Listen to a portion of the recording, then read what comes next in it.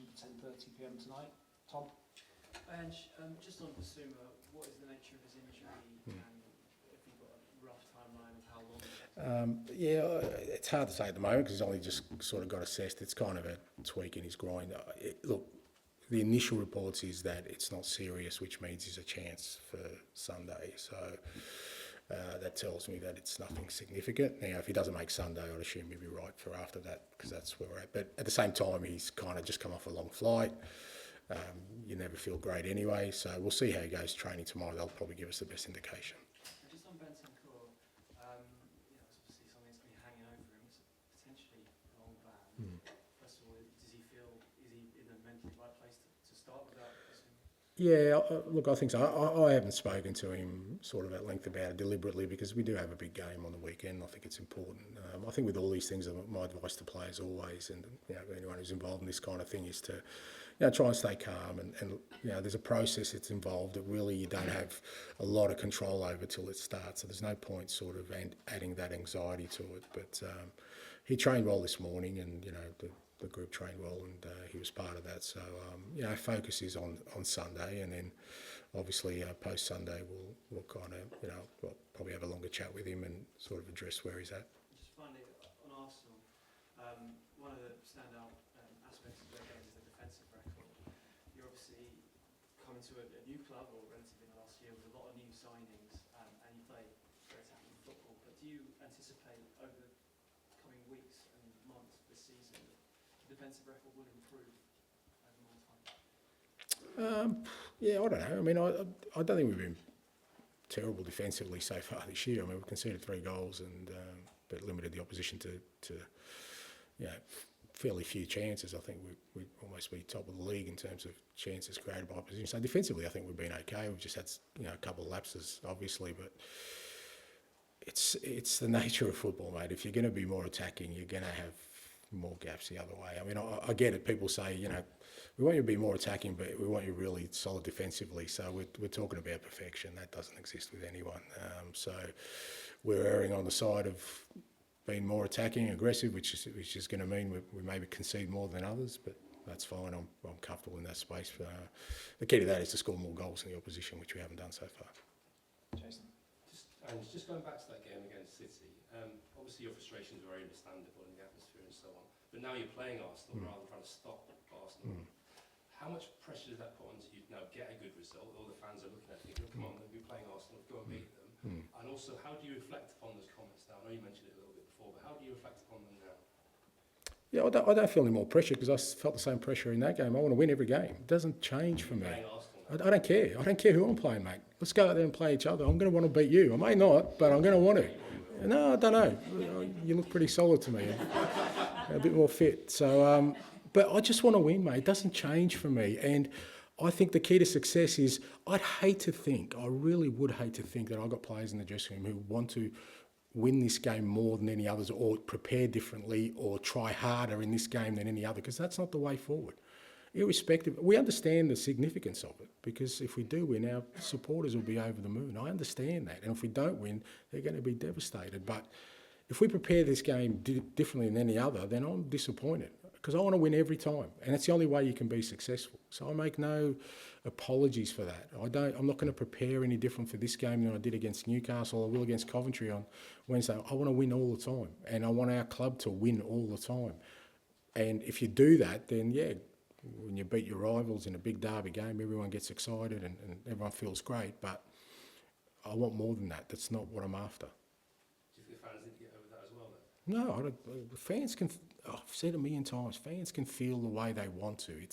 It's their club. They can be as happy or as disenchanted or as optimistic or as pessimistic as they want. That's my role, is to try and give them a team that gives them hope, belief, and joy. That's it. But I'm not going to tell them how to feel, or whether if they want to win this game more than any other game, then good on them. That's up to them. But it's not me. It's not who I am. Matt? Do you feel like you could do with a big win against a big team to restore some faith in what you're trying to do? Restore some faith with who? From the audience, the people from the outside, supporters. I'm just Oh, thinking, okay. flying start last season, Yeah. problems in the middle, which we kind of all understand. Yeah. You haven't really won a big one since Villa, which seems like a while. Yeah, well, we had a summer in the middle, so you know. Yeah. So look, I don't know. Look, I mean, I'm not really sure. Look, if people have lost faith, you know, in what we're doing, then again, I cannot let that be my guide to what we're doing. My guide is what I see on a daily basis, the way we play our football. You know, the way the team's growing, and I'm as optimistic and as bullish as I've ever been. Is it important to win big games? Absolutely, I want to win big games, but it doesn't. Again, we won some big games early last year. It doesn't mean that that's going to get you to where you want to. There's got to be a consistency in approach. But yeah, I haven't. There's nothing I've seen that's made me waver in my belief about what we're doing.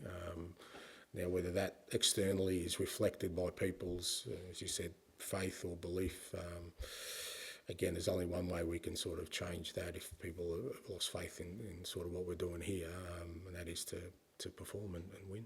Do you believe in such a thing as like one win being bigger than another? I know you sort of. No, I don't, because I know that you know, teams that win things win all the time. They don't pick and choose. You can't pick and choose. Small teams do, because that's where the only victory, true victory, relies. Yeah, because they think, well, we can't win the competition, but if we get a couple of big scalps, mate, I was with Australia for a long time. That was the mentality. You know, let's knock off a big gun because we can't win a World Cup. I don't subscribe to that. Winners go, you know what? Who's in front of us? Let's win. And that's the way I am, and that's the way I think. So I don't think one win is bigger than any other or more significant than any other. It was 23 points, I think, between you and Arsenal last season. Only 3 places, but 23 points, which sounds like a huge number. Is it realistic to bridge that over the course of one season? Don't know, but it's a fair reflection. I think you're right. I mean, and that's what I looked at the end of last year. As much as, you know, we finished 5th, not far off, you know, game off 4th, but when you look at the difference between us and the top 2, top 3, there's still a significant gap there that we need to bridge, and that's what I'm trying to bridge. And no, that won't happen quickly, but at the same time, I think we need to chip away at it if we want to. Because I mean, you know, I get it. Everyone talks about final positions, and you know, if we finish 4th, that's an improvement on last year. But if we finish 4th and 25 points behind, have we really bridged the gap to where ultimately our destination is? So then no. So there is a difference between us and but you know, again, they're further down the road than us as well. You know, we're kind of a year into it. So you know, if we're 5 years into it or 4 years into it and we're still 20 odd points behind, then you'd kind of say, well, I mean, probably I wouldn't be here talking about it. But you know, from my perspective, it's a gap, and that's what we've got to try and close. And just going back quickly to the home game again in April, obviously it ended up very close. First half they got away from you, and maybe once or twice you got done on the counter a bit. Is there any temptation at all to be a bit more circumspect in certain situations, or does a derby not lend itself to that? Yeah, I guess there can be, but there won't be. Tom. Ange, no Odegaard and no Declan Rice for Arsenal, 2 huge players for them. I wonder if you see this as an opportunity. Oh, again, I think, God, it's a hell of a trap to fall into if you think that they're relying on just 2 players. Yeah, they're 2 important players, but you know, we were missing key players last year as well, but we still managed to, you know, have significant performances. And I think a team like Arsenal, that, like I said, have been very, very consistent over the last 2 years, I think can fill sort of whatever gaps they have. They've got still some good quality in their squad. I think the key for us, like I said, is the focus on our performance. When we play well, and you know, we certainly have played well in the first 3 games, and you know, a little bit more sort of clear-headed in both boxes in our work, then we're a match for any team, and that's what we've got to think about on the weekend. Not sort of, I think if you go into there thinking, oh, they're going to be somehow weakened, you know, I think you're going to get punished. I think we go in there thinking and believing they're going to be very strong, which I think they will be, and you know, we've got to be at our best, but we know at our best, and you know, playing the football we can match it with them. I think it was around this fixture as well. There was a lot of talk about the set piece record, and that Arsenal scored from a set piece in that game. And you said, I think that you were always very comfortable with the record, that it gets better over time. are you kind of more confident this season that Tottenham's record from corners and things will be better?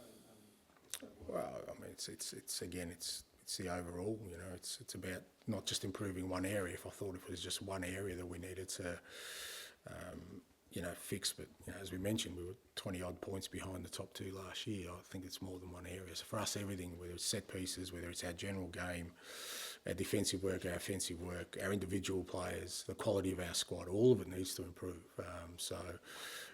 Arsenal definitely are a threat at set pieces. It's something you do have to kind of be focused on. But we need to be focused on sort of all of our game, and it's not just about shutting them down in one area. It's about nullifying their strengths and more importantly for us, accentuating our strengths to overcome it.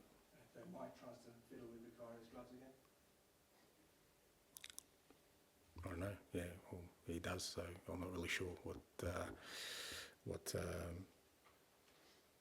Oh, that's the dark arts, isn't it? Sorry, I've lost my train of thought. Okay. Yeah, if he does, well, okay. I mean, I guess Vic can give them to him. I don't know. They can deal with it. Rock, paper, scissors, whatever it takes. I don't know, mate. I'm not interested. Okay, we'll go Dom and then finish with Paul, please. Hi, Ange.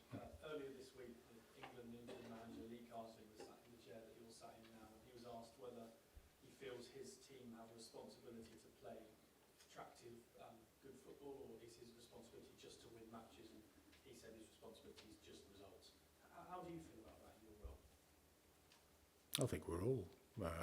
I think ultimately we're all measured on results. I think that's what I guess defines a successful or unsuccessful era for all of us. So I don't think there's any surprise there.